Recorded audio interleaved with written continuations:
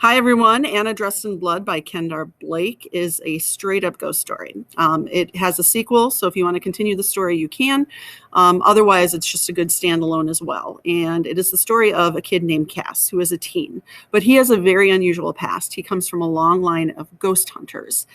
His father before him and his grandfather, and now he's tasked with this.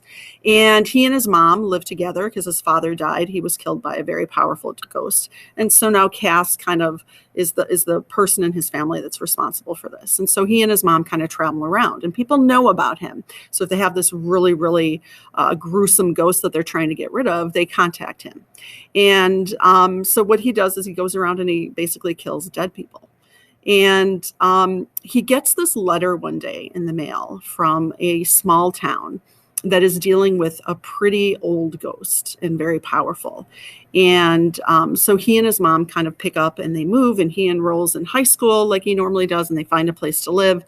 And what he normally does is he basically tries to figure out as much as he can about the ghost before he ever comes into contact with the ghost. That's his MO. And the way that he operates. So he goes to school and he starts asking some questions about this Anna that lives in this White House, this ghost.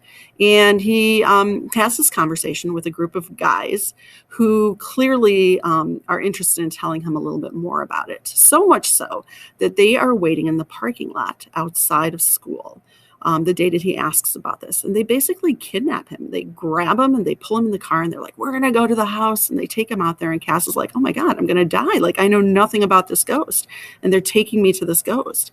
And so this one kid drags him out of the car, and they go up to this really spooky looking old White House, and they go into the door, and the door slams shut behind them.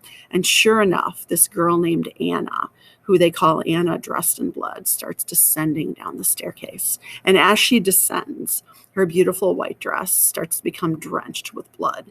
And she walks faster and faster towards him, and she grabs this kid that actually pulled Cass into the house, and she basically rips him to shreds right in front of Cass. And Cass is like, oh my God, I'm going to die. And she looks at Cass, and she turns around, and she walks up the stairs, and she leaves him. And he runs out of that house. He doesn't know what the heck just happened. He doesn't know how he got out of there alive. And thus begins this really interesting story where Cass is trying to figure out, first of all, who this girl is and what her backstory is and why in the world would she let him live. So lots of questions and interesting answers. And Anna Dressed in Blood. It's an enjoyable read.